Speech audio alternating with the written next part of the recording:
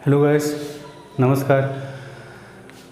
पिछले वीडियो में हमने लाइन्स एंड एंगल्स का कुछ सवाल लिया था। इस वीडियो में भी हम जो रेस्ट क्वेश्चन बचा हुआ है पहले वो हल करेंगे, फिर ट्रायंगल में हम लोग चलेंगे।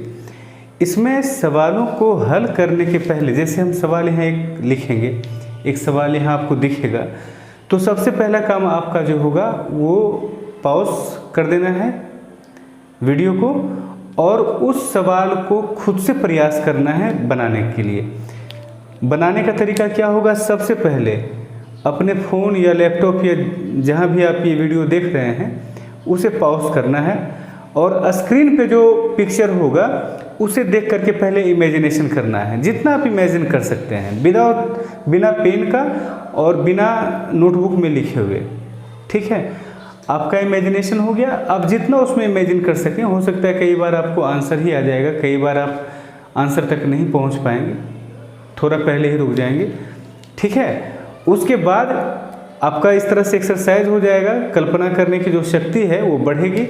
जैसे अगर कोई व्यक्ति जिम जाता है तो अगर पहले से शरीर ढीला है तो कुछ दिन प्रयास करने के बाद उसका शरीर टाइट होने लगता है।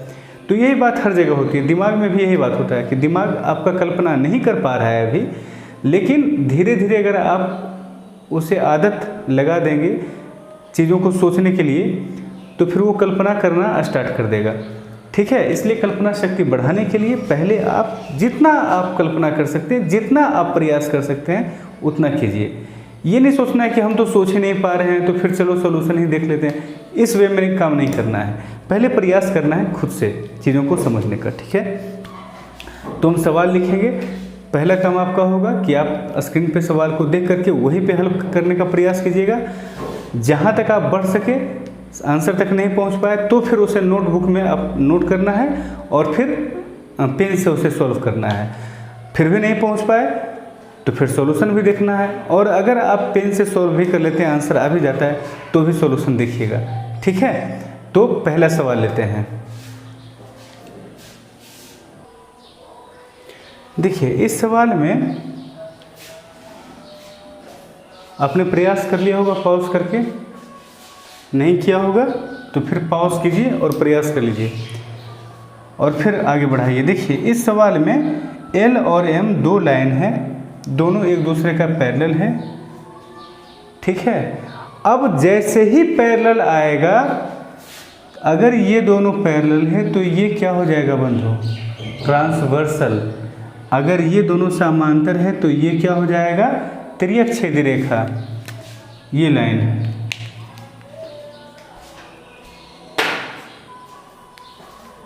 ये लाइन तिर्यक छेदी रेखा हो जाएगा। ठीक है, ये 138 अगर ये है तो ये भी क्या हो जाएगा? 138 यानी 138 डिग्री। और ये 138 डिग्री किसके बराबर होगा? थीटा प्लस ये वाला एंगल के बराबर। ये एंगल कितना हो जाएगा? 360 में आप इसको माइनस कर लीजिए, यानी 124। तो 124 में हम कितना जोड़ दें कि 138 हो जाए? तो आंसर होगा 14 डिग्री। यही हमारा आंसर हो जाएगा। ठीक है, ऐसे भी हम सोच सकते थे, ऐसे भी हम सोच सकते थे इसको कि इस लाइन को थोड़ा आगे बढ़ा दो। अगर ये लाइन को हम आगे बढ़ा देंगे तो उस कंडीशन में एल और एम पैरेलल लाइंस है जिसका ट्रांसवर्सल ये वाली रेखा हो जाएगी। तो अगर ये 124 है तो ये भी क्या हो जाएगा? 124। और ये क्या हो जाएगा? इन दोनों का एक्सटीरियर एंगल, तो ये किसके बराबर हो जाएगा? 14 डिग्री के बराबर। Theta plus 124 138। अब देखिए, अगर आप नहीं सोच पाए थे तो यहाँ थोड़ा ठहरिएगा। अगर आप इसका सॉल्यूशन नहीं सोच पाए थे तो यहाँ ठहरिएगा और देखिएगा कि हम क्या नहीं सोच पाए। हम ये नहीं सोच पाए कि ये दोनों पैरेलल है तो ये ट्रांसवर्सल होगा। ठीक है, तो यहाँ रुकना है और फिर आगे बढ़ना है। ऐसा नहीं करना है कि बस सवाल का आंसर आ गया ना, अब चलो दूसरे सवाल पे चलते हैं। नहीं, हर एक सवाल पे रुकना है, क्योंकि ऐसा नहीं है कि ये सवाल में जो कॉन्सेप्ट इस्तेमाल हुआ है वो बस इसी में इस्तेमाल होगा, आगे कई सवाल आएंगे जिसमें फिर से इस कॉन्सेप्ट का इस्तेमाल होगा। अगर यहाँ नहीं सोच पाए तो फिर वहाँ भी नहीं सोच पाइएगा। इसलिए अगर हम यहाँ रुक जाते हैं, यहाँ थोड़ा ठहर के देख लेते हैं, तो अगली बार जब ये हमारे सामने थोड़ा सा रूप अपना बदल के भी आएगा तो हम उस सवाल को बना पाएंगे, सोच पाएंगे, समझ पाएंगे। आइए अगला सवाल देखते हैं। देखिए अगला सवाल है जिसमें कहा गया PQRS और BC समांतर है, PRQS समांतर है। ठीक है, ये कोण आपको 30 डिग्री दिया हुआ है और ये कोण आपको 45 डिग्री दिया हुआ है। अब इस सवाल में आपसे पूछा क्या गया है, एंगल QPR, एंगल QPR यानी ये वाली एंगल, चलो इसको हम थीटा कह लेते हैं, और एंगल ABC यानी ये वाली एंगल, इसको हम अल्फा कह लेते हैं। ठीक है, इन दोनों का योग आपसे पूछा गया है। जहाँ तक भी आपने सोचा ठीक है। अब देखिए आगे हम इसे इमेजिन करने का प्रयास करते हैं। सबसे पहली बात कि ये और ये पैरेलल है, ठीक है ना। तो ये बात उसी वक्त आपके दिमाग में आ जाना चाहिए कि जब हमने आपको कल बताया था कि जब ये सब पैरेलल होगा, ठीक है, तो किसी भी एंगल के जोड़े को लो, वो या तो बराबर होगा या उनका योग 180 डिग्री होगा। ये हमने आपको बताया था। जैसे अगर आपसे कहा जाए ये कोण और ये कोण, तो आप क्या कहेंगे, दोनों बराबर होगा। इन दोनों का योग 180 नहीं हो सकता है। योग 180 किसका होगा, इसका और इसका। आप देखिए ये आपका अधिक कोण टाइप है और ये आपका न्यून कोण टाइप है। जब ये और ये हमारा 180 हो गया इन दोनों का सम, तो ये क्या हो जाएगा, ये भी अधिक कोण हमारा दिख रहा है, यानी ये और ये हमारा क्या हो जाएगा, इक्वल हो जाएगा। समांतर चतुर्भुज में वैसे भी आमने सामने का जो कोण होता है और आमने सामने की जो भुजा होती है, दोनों ये बराबर होता है। ठीक है, तो अगर ये थीटा है तो ये भी हमारा थीटा होगा। पहली बात तो ये ठीक है। और हमसे पूछा गया है थीटा में अल्फा को ऐड कर दो, उसका वैल्यू क्या होगा। अच्छा, ये इसके पैरेलल है, इसको इसके पैरेलल क्यों दिया है, कुछ तो रीजन होगा इसके पीछे, बस वही चीज़ समझना है।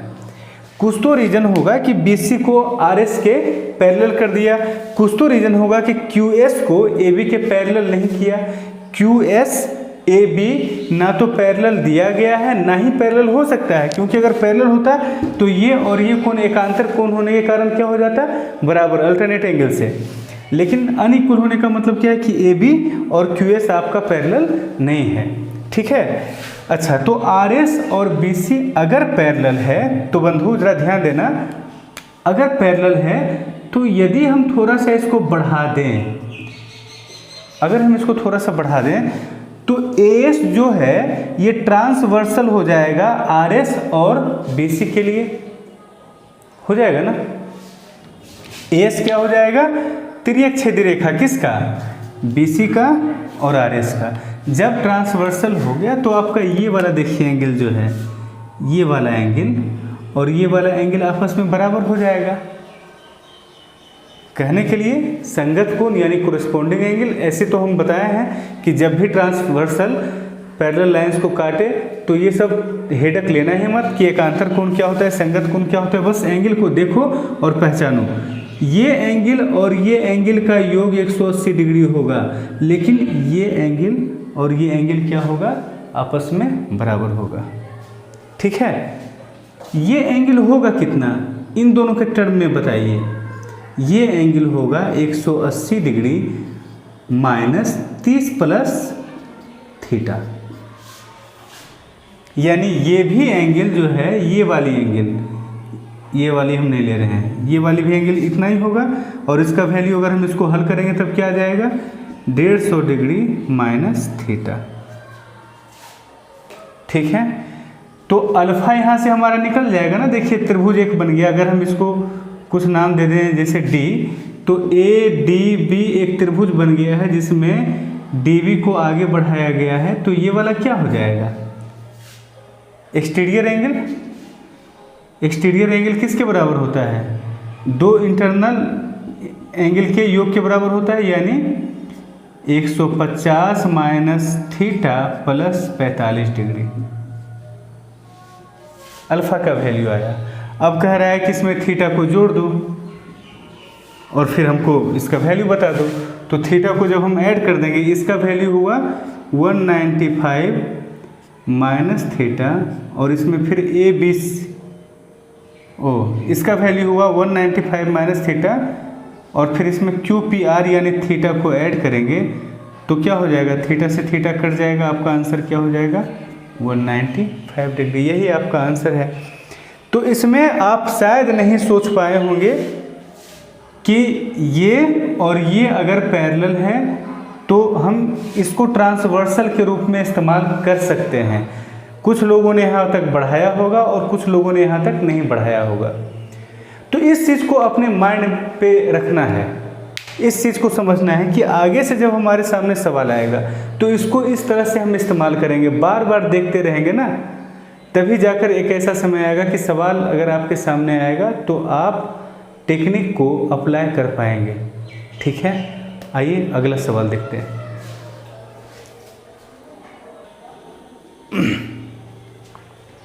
देख लीजिए, एक सवाल है आपके सामने जिसमें कहा गया ये 3 line A B C D E F आपस में समांतर हैं और एक पेयर और समांतर रेखाओं का है, वो है जी एच और बी एल, एक पेयर और है ये।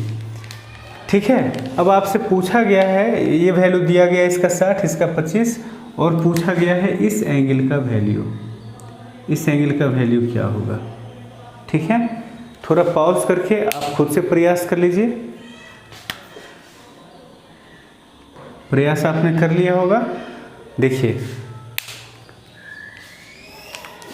ये और ये यानी जी एच और एल के दोनों समांतर है। ठीक है, अगर समांतर है तो एच के, जैसे पिछले सवाल में जब दो समांतर रेखा था तो दोनों को टच करने वाली जो रेखा थी उसको हम ट्रांसवर्सल के रूप में लिए थे ना। ट्रांसवर्सल का मतलब ये नहीं कि चीर फाड़ के आगे निकल जाएगा तभी ट्रांसवर्सल होगा, नहीं, टच भी कर दिया तो ट्रांसवर्सल हो गया। यानी एच के जो है वो ट्रांसवर्सल है किसका किसका? जी एच और के एल का। ठीक है, अच्छा, ट्रांसवर्सल है इसका मतलब थोड़ा सा हम इसको, या तो इसको हम डाउन ऐसे कर लें, हम ऐसे इसको डाउन कर लिए, थोड़ा सा इसको हमने अप कर दिया। ठीक है, तो ये एंगल हमारा फाइंड आउट हो जाएगा बंधु, ये एंगल हमारा फाइंड आउट हो जाएगा। ये इसके बराबर होगा और ये कितना होगा? अगर ये 60 है तो ये पूरा 60 होगा, यानी ये बचेगा 35। शीर्षाभिमुख कोण अपोजिट एंगल के हिसाब से, वर्टिकली अपोजिट एंगल के हिसाब से ये हमारा क्या हो जाएगा? 35। अगर ये 35 है तो ये भी हमारा क्या हो जाएगा? 35। अच्छा, एल के एक स्ट्रेट लाइन है जिसमें ये कोण हमारा कितना है?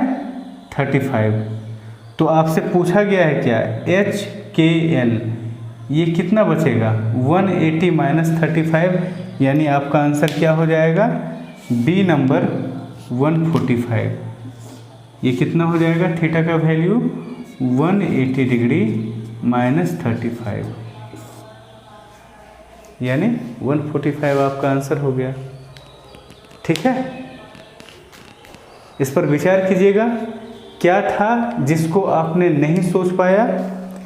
क्या था जहाँ तक आपकी कल्पना नहीं पहुँच पाई? और क्यों नहीं पहुँच पाई? अगर नहीं पहुँच पाई तो अगली बार तो पहुँच जाएगी ना। ठीक है, इंश्योर करना है इन चीज़ों को। आइए अगले सवाल को देखते हैं।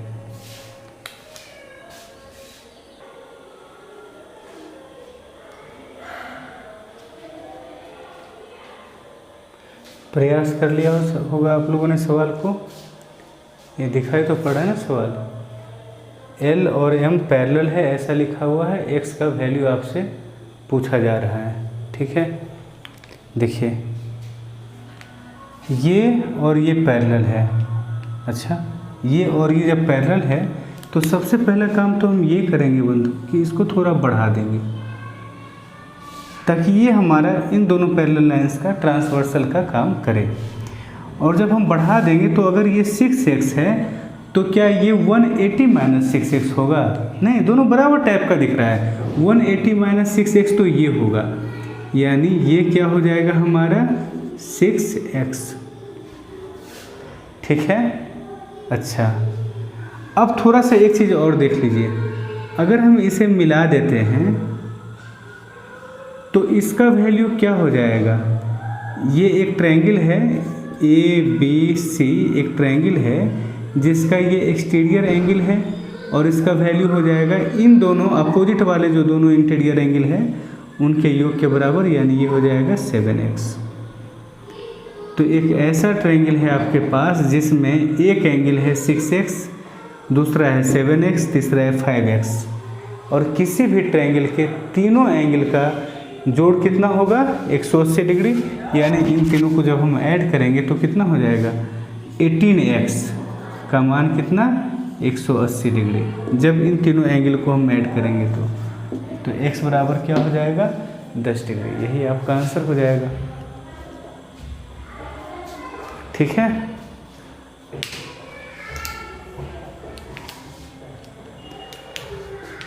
तो लाइन्स एंड एंगल्स का कुछ सवाल हमने देखा। सवाल बहुत ज़्यादा हमने नहीं लिया था, कम ही सवाल है, लेकिन क्वालिटी सवाल है। क्वेश्चन में क्वालिटी थी और उम्मीद करते हैं कि इस चैप्टर से जो सवाल आपके एग्ज़ाम में आएंगे वो आपसे बनना चाहिए। और भी कई वैरायटी के सवाल इस चैप्टर के अंतर्गत दे दिए जाते हैं जिसको हम दूसरे चैप्टर्स में रखते हैं। क्योंकि सवालों का कैटेगराइजेशन जो होता है वो एक मतलब टीचिंग के लिए एक अहम भूमिका निभाता है। तो उन सवालों को जो इसमें दे दिया जाता है, जैसे समांतर चतुर्भुज का या सम चतुर्भुज का सवाल आपका लाइन्स एंड एंगल्स में दे दिया जाता है, लोग परेशान होते हैं। लेकिन उनके ज़्यादातर सवालों को हम लोग सॉल्व करेंगे उसी चैप्टर में जा कर के। ठीक है। तो ये एक टॉपिक आपका फिनिश हुआ। अगले वीडियो में हम लोग फोकस करेंगे चैप्टर ट्रायंगल पर। ठीक है। तो आज के लिए इतना ही। धन्यवाद।